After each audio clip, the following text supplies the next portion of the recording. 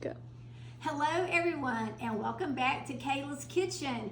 It is already November, which I'm not for sure where this year has went. I mean, we were in January and then here we are in November. We're going to be doing Thanksgiving and we're going to be doing Christmas and then Happy New Year. It goes by so fast, but it's such a wonderful time of the year. Time to be with family, time to just get together. Lots of activities going on. Football just ended for our gang. We're going into basketball, just all kinds of things. And so it's a fun time to be together. And when we are together, what do? We love to eat. So we are planning our Thanksgiving feast, which, oh man, it's one of the best meals of the year, isn't it? It's just so relaxed. You're just eating and enjoying and just having such a good time. So, you know, the star of the show for some is that turkey, but for our crew, it's the ham. And so I'm going to start this ham this morning and then we're going to finish it up. It's going to take a little bit more time than what I usually do, and we're going to see how you guys like this recipe. So I'm going to do a glazed ham this year, and actually it's easy breezy. You just want to cook it before we glaze it, and then so we'll start from there. What I did was I came onto the house and I went ahead, and this is what your ham is going to look like when you come by Mountain Dew. Come by the store and grab you a big old boneless ham, or you can also grab a half ham if you have a smaller crew. But if you have leftovers, let me tell you what, they're good for sandwiches, they're good for casseroles, they're good for anything that you want them to be. So we got you covered on that. So this is what your ham looks like when you take it out of the store. So you are going to want to cut off, take a pair of, and I just use, I'm gonna show you what I use. I use my kitchen shears. Let me tell you what, scissors, what do you wanna call them? These are the handiest things ever. And I try to convince myself they're a little bit safer than a knife because I've snipped myself with these, but not so much as I've cut myself with a knife. I'm an accident before happening, what can I say? Anyway, take off the packaging, just snip it, just pull it up and snip it. And then you can see that there is netting. There is a cloth netting. When you look in that, there is a cloth netting. You're going to take that off too. Do not cook the ham with the netting. Take that netting off. And you're just gonna pull it up and you're gonna snip it and snip it all the way across and then just pull it apart like that and just unwrap it and take that off. So when you finish with that, you're going to have this. Now I went ahead and I just used a 9x13 pan today. That's all I have right there, just a 9x13 metal pan, glass pan, any kind of pan, ceramic, however you want to use it, whatever is oven proof. And mine's just a 9x13. And then I put 2 large layers. You can see these are big layers. I got full going everywhere. I could wrap a Christmas tree on this stuff. And I did the heavy duty. This is the, what is it? It's the 18-inch wide. So it's the long foil like that. It's just easier to use if you have the shorter foil or not quite so wide. Just use 2 sheets going one way, 2 sheets going the other way to get your width. So I've laid that in my foil, put my foil down in my hand, laid my ham in it, and then I took a knife and I made some little indentions, well, some little slices into my ham. And if you can get close, all I did was go into that outer fat, that outer rind. That's all I did. And I did it about every ½ inch.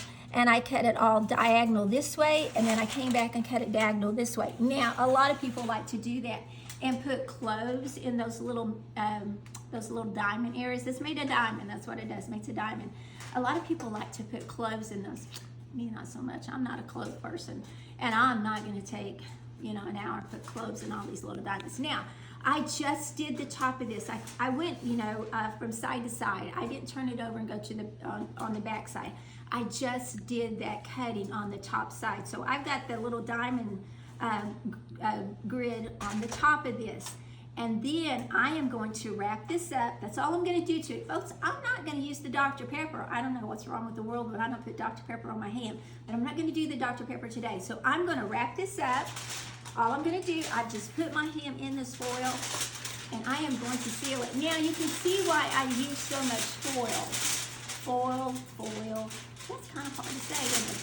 I think it depends on where you're from is how you pronounce that. Kind of like Worcestershire. I got into that last time too. Anyway, let's close up this foil, and I am just going to just wrap it just like that. That's all I'm going to do. Honestly, I had enough to seal it like that. And then I am going to bring up the other side. You can see, I tell you I had enough for a Christmas tree. Gonna meet that, and then I am going to wrap that just like that, and that is loud and isn't it? All right, and then I'm gonna seal the edges, just like so.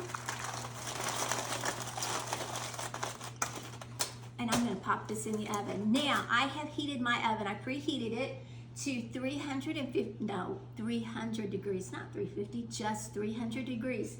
Now I have my rack on the next to the bottom shelf because this is a tall ham, and so I don't want it to hit right on the top. So I put it to the next to the bottom rack. Just adjust your racks or your ovens however you need to on that. But I've got my oven on 300 degrees, and I am going to let this bake in the oven just like this. I'm not going to do anything else to it for the moment. I'm going to let it cook for 3 hours, maybe 3.5, just like this. And then we're going to open this ham up and we're going to glaze it. I am going to put a glaze on this that is going to be so yummy and something just a little bit different than our usual. So when we come back in, let's say 3.5 hours, then we're going to finish up this ham. And folks, I'm telling you, it is going to be dynamite. You're going to enjoy this recipe. So hang with us, and we'll be back in just a few minutes on the ham. Now, let me stick this in the oven. Don't go anywhere. Let me stick this in the oven. We're going to let this rock and roll for a little bit. And don't look at my oven. I meant to clean it. You know, all I have to do is push a button. I meant to do that and just forgot. So maybe when I look in there tonight, I'll think about that. Now, in the meantime, what else do we like about Thanksgiving? We love the pie. You know, I don't think we eat pie a lot during the year, but on Thanksgiving, every pie available, that's what we want. It's just pie season. And I love pie, and I love pecan pie. Now, last time I told you that I love apple. I do. I love apple dumplings. I love apple pie. I love apples. And Nicole Starr sent me some apples from the Eubanks shop, and I appreciate those, and we enjoyed those. And I made an apple tart with those. All I did was put down the easiest thing ever. I just used frozen puff pastry, let it thaw, sliced up those apples, stuck them in there, poured, let it cook, do its thing, and then I drizzled it with some caramel sauce. Let me tell you, folks, it was dynamite. But today, we're gonna do a pecan pie really, really fast. And I've already got my pie crust, so I do a homemade pie crust. I love a good homemade pie crust. This is just a simple recipe. Just Google no-fail pie recipes, pie crust recipes. They always have flour and shortening, a little bit of salt. They'll have water, vinegar, and an egg. So Google that and you'll have good luck with your pie crust. One of these days we may do a tutorial on how to make pie crust. It's a scene all of its own. So in the meantime, and if you don't want to do a pie crust, can't borrow one from somebody, then go get you a frozen pie crust and use it. So I am going to do, like I said, this is an old recipe. Folks, I'm going to show you this cookbook. This was a cookbook I got at Mike and I's wedding shower. So that was 45.5 years ago. And this has been a go-to cookbook for so many things. Now, it holds my pecan pie recipe. And here is the page. I'm just gonna take it out because it's torn. This is the page for my pecan pie, Southern pecan pie. And that is what I have used all these years, and it is one that is just fail-proof. It works, it tastes great. It is just one that, and I've tweaked it just a tad for different things, but that's been my go-to. So that's a golden oldie. Now let me get my whisk. All right, so I am going to start out with 3 eggs, and I've got this, I love this flat whisk, and I've already cracked, you can see I cracked my egg, I broke one. I can't do eggs, can't fry eggs. That's why I scramble eggs. And I'm just gonna whisk it like that. Don't you like my bowl? This was my grandma's bowl. I think I told you all that before, but this was my grandma's bowl. And I have a couple of her things that I just really, really cherish. Have some things of my great grandma's on my mom's side. This was my grandma Dean's, but on my mom's side, my grandma Mars, I have oh, it's a big tub bowl that I use for my caramel corn. And so anyway, so I'm beating up these 3 eggs. And you know, you don't have to beat them for any certain time. Just get them beaten, whisked together really good like that. And then I am going to add 2/3 cup of just regular granulated sugar. Nothing fancy, just things that you're gonna have on hand. And I am just gonna whisk that in there just like that. And that eggs and sugar, that whisk together, super, super easy. Now to that, I am going to add my syrup. Let me make sure I'm doing this right. I've done it so many times, you would think I wouldn't, but this is the first time since maybe last December that I've made a pecan pie. All right, so now I'm going to add my corn syrup. Now my recipe, I think in this cookbook called for dark corn. Yes, it called for dark corn syrup. I don't use all dark corn syrup. I use about 3/4 cup of white corn syrup to 1/4 of a cup of dark. If you use all dark, it makes the filling too dark, a little bit, I just don't care for it. But then if you use all white, it doesn't have enough flavor. So I have found for us, for our taste, that 3/4 cup of white and 1/4 a cup of dark corn syrup, a cup total, however you want to do that, is just the right mixture. So I'm going to pour that in just like that. I'm going to get all that. Look at all that. Doesn't that look great? I'm telling you, pecan pie is delightful. So I'm going to get all of that out of there. Set that there. And so just kind of whisk it slowly so you don't splash egg all over yourself while you're getting that going. And then once it's incorporated, you can just get it going just like that. And it doesn't take a lot of whisking, guys. It doesn't take a lot of beating. This is such a quick and easy recipe. And oh my, so delicious. It really, really is. So I've already got that incorporated. Now I'm going to add 1/3 cup of melted butter. And I use salted butter. If you use salted butter, you don't have to worry about adding salt. And so I just automatically use salted butter in all my baking, and then I don't add any extra salt. And I've never had a complaint. So that's how I do it. All right, so there is my butter, and I'm just going to whisk that in, and again, kind of whisk slow till you get that incorporated just a little bit so you don't splash it over everything. All right, so there we go. Guys, that's the filling. That is all that filling is just syrup, sugar, butter, and some eggs. And oh my, does it not ever bake up to something delicious. Now, I used chopped pecans. I buy these, I think they're medium pieces. I actually buy mine from a company in northern Missouri, and oh my goodness, their pecans are so good. The recipe calls for a cup. This is 2 cups. I'm gonna pour some in here. Let's see. This is a cup right here. Let's see what this looks like. I usually add a few extra. I mean, can you ever have too many pecans in a pecan pie? Not for me, you can't. That's the best part of the pie, is picking those pecans off the top. All right, so that I am going to go ahead and add a few more. That looks like more than a half of it. Whoops, there we go. All right, so that probably is about 1.5 cups of chopped pecans. And if you, or maybe a little more, yeah, probably a little more. 1 3/4 cups. If you don't want that many pecans, don't add that many pecans. If you want to add whole pecans, pour your filling in there and then put your whole pecans, or put whole pecans, half pecans, however you like to do pecan pie. But like I said, for my preference, for my family, we just like the pieces. Well, you get so many pecans in every single bite. Oh my, it just makes it delicious. Then all you do is just pour that in there. And I'm gonna scrape all that out. Now I have preheated my top oven to 350 degrees. Now I'm gonna let this bake for about 50 minutes.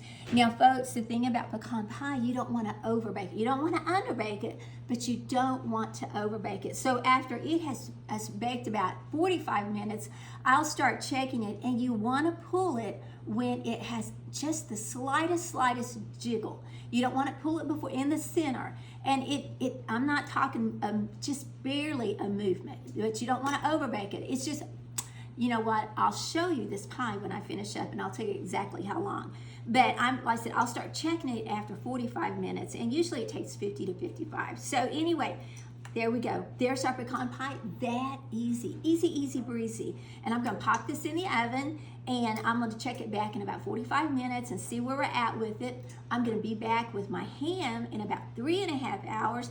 And folks, we're taking Thanksgiving down this road. So don't go anywhere. We'll be back in a jiffy.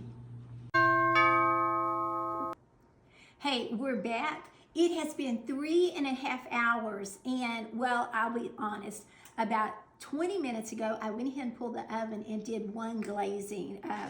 Let me tell you, folks, this stuff smells so good. And look at that. Look how beautiful that ham already looks. Now you can see where I cut into it to get that glaze down in there. That's what I did before I even put it on the first time. So we are going to glaze it one more time. And when you glaze it, pull your foil down. We don't want, we're going to untint it. We're going to let that heat get against that glaze and get in there and get all caramely. And oh man, I wish we had smell on this video because it just smells so good. Now my glaze is brown sugar, honey, apple cider vinegar, Dijon mustard, and there is one more ingredient. Let's see, it was 5 ingredients: brown sugar, honey, Dijon, butter. It had some butter in it, and that just adds to it. And like I said, I always use salted butter. It's just easy. It just goes with everything, and then you don't have to add salt to it. So that was the 5 ingredients, and we'll post that glaze recipe. Now I put that all in a pan, and it made a lot of glaze. I probably could have halved that. But honestly, you could dip that ham every single bite, get you a little bowl and get you some of this. Let me tell you, this stuff is delicious. And but we're gonna glaze, and then I just cooked it. I just cooked it till everything was dissolved real good, and the sugar was all dissolved, no crystals, and I let it just barely come to a boil, and then I took it off. Now I am going to, and then I kept it warm. So this is what the glaze looks like. Look at that, it looks like caramel sauce, but you can really smell, and when you taste it, you can taste that bite of Dijon and apple cider with all that sweetness.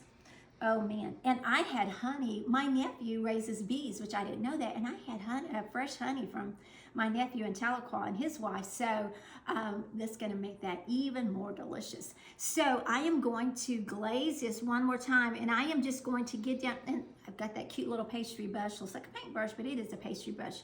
And I is just going to go all over the top of this.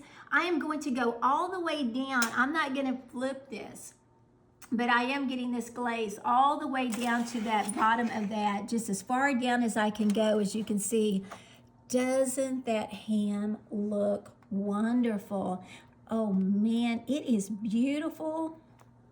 Let me finish glazing this. And just kind of, right now, I'm really just patting it on there because it's so tender on the outside, so I don't want to disturb it too much. And the fat that is peeling back a little bit, so I'm being a little bit more careful.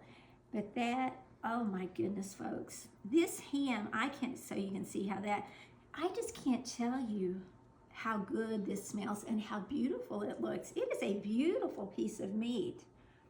Now, I'll also tell you while we're doing this that if you want to order anything, learn more about our products, anything like that, learn more about us, go back to old Cooking with Kayla videos, whatever you would like to do, go onto our website, which is, I'm having to read it, it is Mountain View Meats, all spelled out in lowercase, .com. So Mountain View Meats.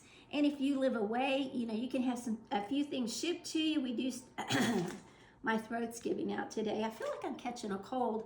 I got an earache, so I'm not too sure about that. But anyway, go into our website and just look us up and look us over. Yeah, you'll have fun with that. It's got a lot of fun things in there. And like I said, you can do some ordering if you want to order. Just learn all about us. Learn about Mike's mom and dad, how they began the Mountain View 50 plus years ago.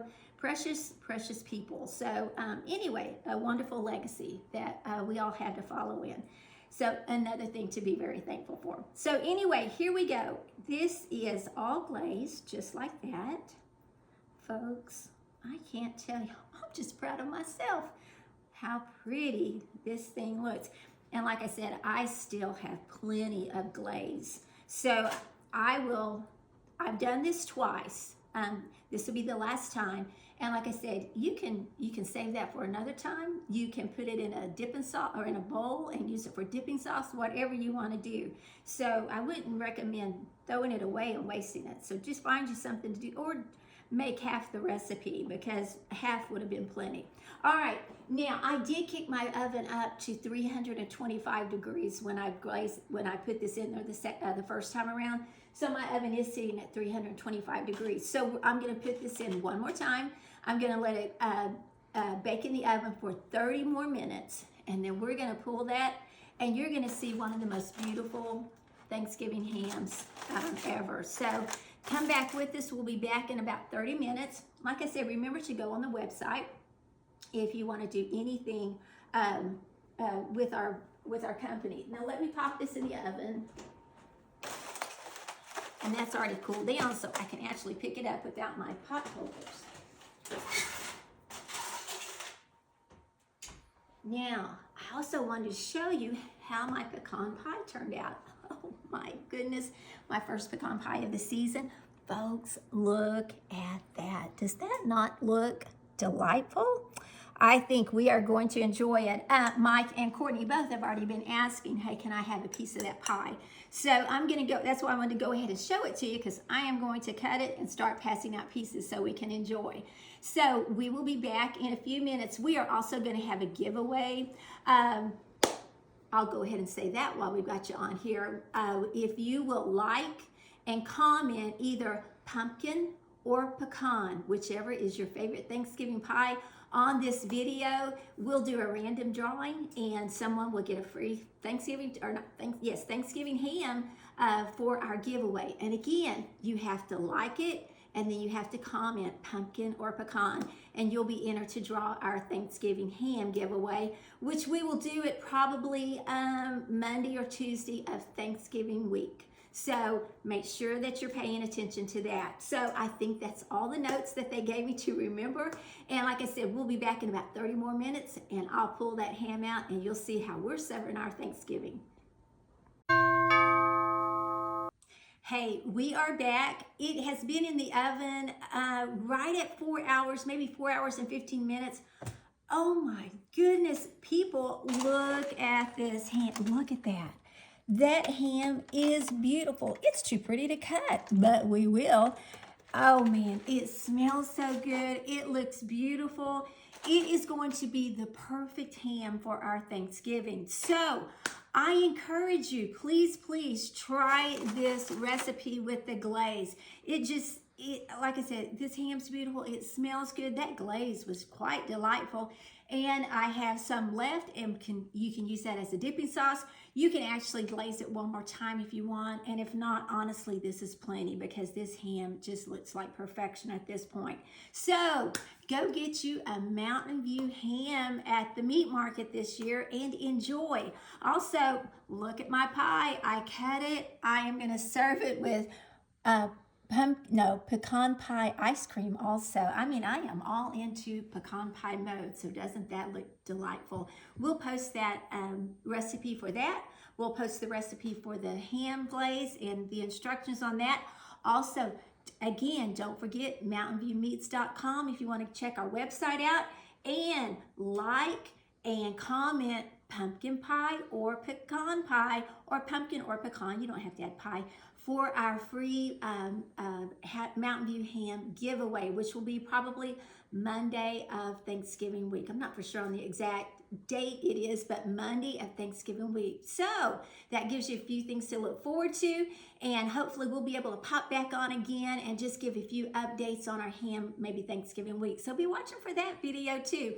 So guys, enjoy this Thanksgiving. It's a wonderful, wonderful time of year. Don't forget to count your blessings and thank the Lord for them.